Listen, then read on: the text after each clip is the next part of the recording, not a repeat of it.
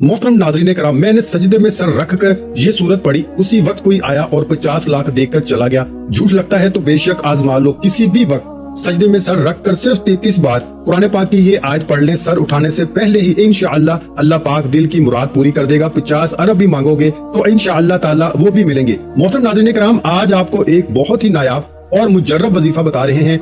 आप तमाम नाज़रीन जो इस वीडियो को देख रहे हैं, इन तमाम दोस्तों के लिए और भाइयों के लिए, और खास तौर पर मेरी बहनें जो कि शदीद परेशान हैं, जो भाई और बहन रोजाना की बुनियाद पर हमें कमेंट्स करते हैं कि हम माली तौर पर शदीद परेशान हैं, हमारे रिस्क में बहुत रुकावटें हैं, हमारे रिस्क में बहुत ज्यादा मसले मसाइल चल रहे हैं। अक्सर अफराद यही कहते हैं कि हम जिस काम में हाथ डालते हैं उस काम में हमें नुकसान ही होता है, हमारा रिस्क जो है वो बिल्कुल बंद हो चुका है, कोई रास्ता हमें समझ ही नहीं आता, हमें बताएं कि हम क्या करें तो क्या करें, हम कौन सा वजीफा पढ़ें। हम सारे वज़ाइफ भी पढ़ते हैं लेकिन हमारा कोई वजीफा असर ही नहीं करता। नाज़रीन कराम, आज इन तमाम दोस्तों के लिए, भाइयों और बहनों के लिए इंतहाई खास मुजर्रब, आजमूदा और मुस्तनद वजीफा बताने लगा हूँ। रिस्क और दौलत के जितने भी मसाइल हैं सारे हल हो जाएंगे और सब किस्मत के बंद दरवाजे खुल जाएंगे। और इंशाअल्लाह जो लोग कर्ज में डूबे हुए हैं, जिन लोगों का बच्चा बच्चा कर्जों में डूबा हुआ है, इनका सारा कर्ज भी उतर जाएगा। जो बंदा नौकरी के लिए शदीद परेशान है, रिस्क के जितने भी मसाइल हैं, इन सब मसाइल के लिए आप जब भी ये अमल करेंगे तो इस मसले को जहन में रखते हुए करें। ये बेहद खास और मुजर्रब वजीफा है। आप नौकरी पर हैं या आप कारोबार की जगह पर हैं, नौकरी पर हैं तो आप इससे मजीद बेहतर नौकरी चाहते हैं, या नौकरी पर आपके मसले मसाइल हैं, इसके लिए आप ये वजीफा करना चाहते हैं, किसी भी रिस्क के मसले के लिए आप ये वजीफा करें, इस मसले को जहन में रखते हुए करें। या आपको कोई भी बड़ी रकम की जरूरत है, बेशक आपको लाखों की जरूरत है, तो आप वो जहन में रखकर ये अमल करें। आपको इस अमल को करने से पहले नियत लाजमी करनी है कि मुझे फलां काम है, ए अल्लाह पाक मुझे इतनी रकम मिल जाए। आपको अल्लाह पाक इससे कई गुना ज्यादा अता फरमाएगा। हमारे इस वजीफे को जिस भाई या बहन ने भी किया, इसने इस वजीफे को अपना रोजमर्रा का मामूल ही बना लिया। इस वजीफे के इतने फवायद हैं कि उन्होंने जब भी ये वजीफा किया, इसके फवायद इसको इतने मिले कि इसने फिर अपनी जिंदगी में कभी ये वजीफा छोड़ा ही नहीं। इसने सारी जिंदगी फिर ये वजीफा करने की आदत बना ली। मोहतरम नाज़रीन कराम, मेरे किसी भाई बहन ने कभी जायज मुराद मांगी हो जो पूरी ना हुई हो, तो कोई भी नमाज मुकम्मल पढ़कर सिर्फ सजदे में सर रखकर ये आयत 33 बार पढ़ लें, जो कुछ भी दिल की जायज हाजत होगी वो पूरी होगी। नाज़रीन कराम, कोशिश करें कि ये आयत 5 वक्त की नमाज पढ़ने के बाद हर रोज कर लें तो वो ज्यादा बेहतर रहेगा। आपने बस करना ये है कि हर नमाज के बाद मर्द हजरात तो मस्जिद में ही ये अमल करें, लेकिन जो मेरी बहनें ये अमल करेंगी वो घर में ही इसी तरीके से ये अमल पढ़ें। ये निहायत ही आसान अमल है। आपने ये अमल सजदे में सर रख कर पढ़ना है, फिर अल्लाह ताला से वो मुराद या वो हाजत मांगनी है जिसके लिए आप ये अमल कर रहे हैं। इंशाअल्लाह अल्लाह पाक आपकी हर दिली मुराद फौरन कबूल करेगा, बल्कि अल्लाह ताला आपके तमाम दुख दर्द अपने फजलो करम से दूर कर देगा। और गारंटी से कहता हूँ कि जो ये अमल करेगा इसको इंशाअल्लाह फायदा ही फायदा होगा और वो हैरान रह जाएगा। नबी पाक सल्लल्लाहु अलैहि वसल्लम की एक हदीस शरीफ से ये वजीफा बताया जा रहा है। और मजीद वजाहत कर दें कि ये कुरानी सूरत का वजीफा है और इंतहाई ताकतवर वजीफा है।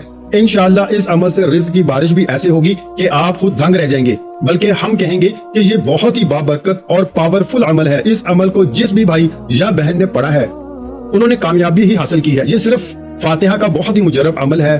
आप ये अमल मुकम्मल तवज्जो से सुने। इस सूरत फातिहा में 7 आयतें हैं। मुख्तलिफ दीनी किताबों में हवाला मिलता है कि इब्लीस भी अपनी पूरी जिंदगी में अभी तक सिर्फ 4 मरतबा रोया है और इसने खूब आंसू बहाए हैं। एक उस वक्त जब इस पर रब की लानत हुई, नंबर 2 उस वक्त जब आदम अलैहिस्सलाम की तौबा अल्लाह ताला की बारगाह में कबूल हुई, नंबर 3 उस वक्त जब हज़रत अकरम सल्लल्लाहु अलैहि वसल्लम को अल्लाह ताला ने अपना आखिरी नबी और रसूल बनाया, और नंबर 4 उस वक्त जब ये सूरत यानी सूरत फातिहा नाज़िल हुई। अब यही सूरत यानी सूरत फातिहा ही इब्लीस की राह में सबसे बड़ी रुकावट है।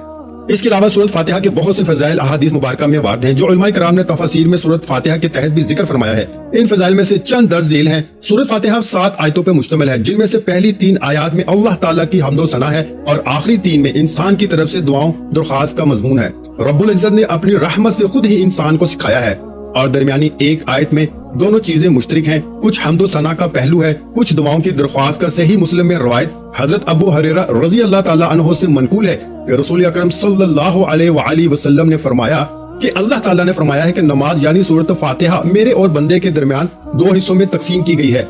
निस्फ मेरे लिए है और निस्फ मेरे बंदे के लिए, और जो कुछ मेरा बंदा मांगता है वो इसको दिया जाएगा। फिर रसूल अकरम सल्लल्लाहु अलैहि वसल्लम ने फरमाया कि बंदा जब कहता है अल्हम्दुलिल्लाहि रब्बिल आलमीन, तो अल्लाह ताला फरमाता है कि मेरे बंदे ने मेरी हम्द की है। और जब वो कहता है अर्रहमानिर रहीम, अल्लाह ताला फरमाता है मेरे बंदे ने मेरी तारीफ और सना बयान की है। اور جب بندہ کہتا ہے مالک یومالدین تو اللہ تعالیٰ فرماتا ہے کہ میرے بندے نے میری بزرگی بیان کی ہے، اور جب بندہ کہتا ہے ایاک نعبد و ایاک نستعین تو اللہ تعالیٰ فرماتا ہے یہ آیات میرے اور میرے بندے کے درمیان مشترک ہے، کیونکہ اس میں ایک پہلو حق تعالیٰ کی حمد و ثنا کا ہے اور دوسرا پہلو بندے کی دعا اور درخواست کا۔ اس کے ساتھ یہ ارشاد ہوا کہ میرے بندے کو وہ چیز ملے گی جو اس نے مانگی۔ پھر جب بندہ کہتا ہے کہ اہدنا الصراط المستقیم آخر تک، تو حق تعالیٰ فرماتا ہے کہ یہ سب میرے بندے کے لیے ہے اور اس کو وہ چیز ملے گی جو اس نے مانگی۔ رسول کریم صلی اللہ علیہ وآلہ وسلم نے فرمایا کہ قسم ہے اس ذات کی جس کے قبضہ قدرت میں میری جان ہے، سورۃ فاتحہ کی نظیر نہ تو تورات میں نازل ہوئی، نہ انجیل اور زبور میں، نہ خود قرآن کریم میں کوئی دوسری سورت اس کی مثل ہے۔ نیز نبی کریم صلی اللہ علیہ وآلہ وسلم نے فرمایا کہ سورۃ فاتحہ ہر بیماری کی شفا ہے۔ سورۃ فاتحہ کے مختلف نام ہے۔ فاتحہ کہتے ہیں شروع کرنے کو، کیونکہ قرآن کریم میں سب سے پہلے یہی سورت لکھی ہے، اس لیے اسے سورۃ فاتحہ کہتے ہیں، اور اس لیے بھی کہ نماز میں قرات بھی اسی سے شروع ہوتی ہے۔ اس سورت کا نام سورۃ الشفا بھی ہے۔ نبی پاک صلی اللہ علیہ وآلہ وسلم کا ارشاد ہے کہ مجھے عرش کے خزانے سے 4 چیزیں عطا کی گئیں، اس خزانے سے 4 چیزوں کے علاوہ اور کوئی چیز دوسرے کو نہیں دی گئی، اور وہ 4 چیزیں یہ ہیں: نمبر 1 ام الکتاب سورۃ فاتحہ، نمبر 2 آیت الکرسی، نمبر 3 سورۃ بقرہ کی آخری آیتیں، اور نمبر 4 سورۃ کوثر۔ لہذا آپ کو اگر کوئی بھی مسئلہ ہے یا اگر کسی نے جائز مراد مانگی ہے پوری نہ ہوئی ہو تو ہر نماز کے بعد مرد حضرات مسجد میں اور عورتیں اپنے اپنے گھروں میں ہی سورۃ فاتحہ اس طریقے سے پڑھیں کہ باوضو ہو کر پہلے 2 رکعت نماز صلاۃ الحاجات پڑھیں، پھر سلام پھیرنے کے بعد سجدے میں چلے جائیں اور سجدے میں ہی 1 مرتبہ بسم اللہ الرحمن الرحیم پڑھ لیں، پھر 7 مرتبہ آپ نے درود ابراہیمی پڑھنا ہے، پھر آپ سورۃ فاتحہ پڑھنی شروع کریں۔ لیکن جو ہی آپ ایاک نعبد و ایاک نستعین پر پہنچیں تو 33 مرتبہ ایاک نعبد و ایاک نستعین پڑھیں، پھر جب 33 بار مکمل ہو جائے تو باقی سورۃ فاتحہ مکمل پڑھیں، پھر 7 مرتبہ سورۃ فاتحہ اور درود ابراہیمی کو سجدے میں سر رکھ کے پڑھنا ہے، پھر سر اٹھا کر اور ہاتھ پھیلا کر اللہ تعالیٰ سے وہ مراد و حاجت مانگنی ہے کہ جس کے لیے آپ یہ عمل کر رہے ہیں۔ انشاءاللہ آپ کی ہر دلی مراد اور ہر دعا فوراً قبول ہو جائے گی۔ لیکن ناظرین کرام، اپنی روزمرہ کے کاموں میں استغفار کی کثرت کیجیے، اور اٹھتے بیٹھتے چلتے پھرتے غرض آپ بے شک سفر میں ہوں یا کچھ بھی کر رہے ہوں تو استغفر اللہ 300 مرتبہ ہر روز پڑھنے کی عادت ڈالیں۔